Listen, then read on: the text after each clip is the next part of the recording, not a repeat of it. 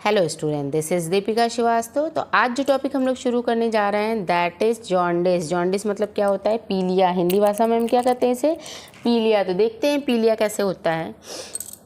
Jaundice is a yellow colouring of the skin और I cause by too much bilirubin in the body.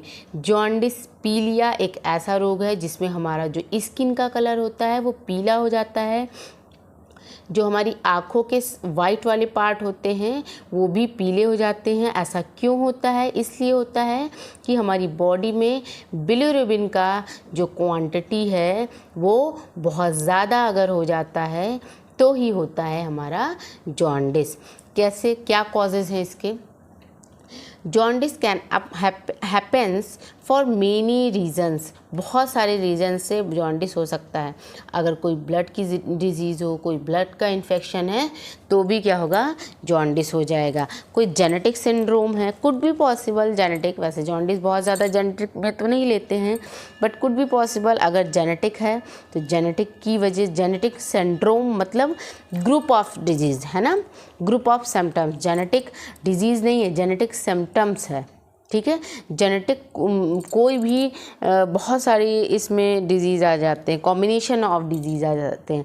तो अगर कोई genetic ऐसी disease है तो भी पॉसिबल है कि उसे जॉन्डिस हो जाए।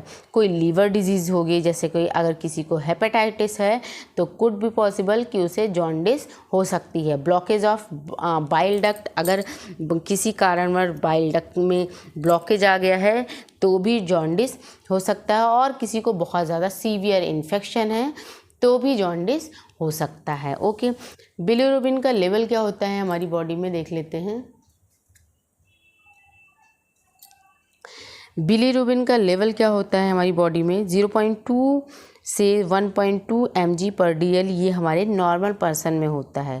1.3 से 1.9 mg/dl अगर बिलिरुबिन आता है तो क्या होगा? हाइपर बिलिरुबिमिया होगा, ये ज़्यादा है, ठीक है। और 1.9 से अगर 2.5 mg/dl के बीच में आ रहा है, 1.9 से ज़्यादा हो रहा है, इसका मतलब क्या है?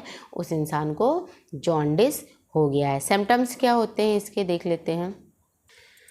Yellow skin and the white part of the आई।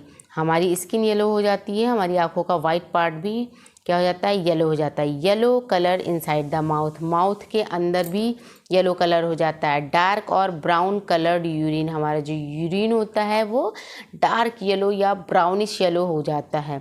पेल और क्ले कलर्ड स्टूल, हमारा जो स्टूल होता है, ठीक है, वो भी हमारी क्या हो जाती है? पेल या क्ले कलर की हो जाती है। ओके, पैथोजेनेसिस क्या होता है? When RBC have completed their life span of 120 days then they are damage. हमें पता है हमारी जो आरबीसी की लाइफ होती है वो 120 दिन होती है। उसके बाद क्या होता है? 120 दिन बाद आरबीसी जो होती है वो डेथ हो जाती है उसकी, और नई आरबीसी फॉर्म करती है ना। तो जब भी आरबीसी अपनी लाइफ साइकिल कंप्लीट कर देती है 120 दिन की, तो वो क्या हो जाती है? डैमेज हो जाती है। डैमेज होने के बाद क्या होती है? माइक्रोफेज क्या करता है? इस आरबीसी को इनगल्फ कर लेता है। इनगल्फ करने के बाद आरबीसी का फ्रेगमेंटेशन कर देता है, उसको ब्रेक डाउन कर लेता है। उसमें से हमारा हीमोग्लोबिन रिलीज हो जाता है।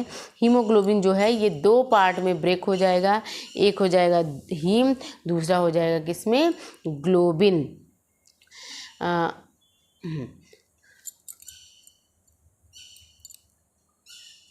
ठीक, जो हीम होगा वो ब्रेक डाउन हो जाएगा इनटू आयरन एंड पोरफायरिंग रिंग में ब्रेक डाउन हो जाएगा। जो ग्लोबिन होगा वो एमिनो एसिड में टूट जाएगा और these amino acid are reutilise to form new RBC. और ये एमिनो एसिड नई आरबीसी को बनाने में रीयूटिलाइज हो जाती है, वापस से यूज हो जाती है। अब हीम का देखते हैं, हीम का क्या होता है आगे। हीम का क्या होता है? The iron is reutilise in the formation of new RBC.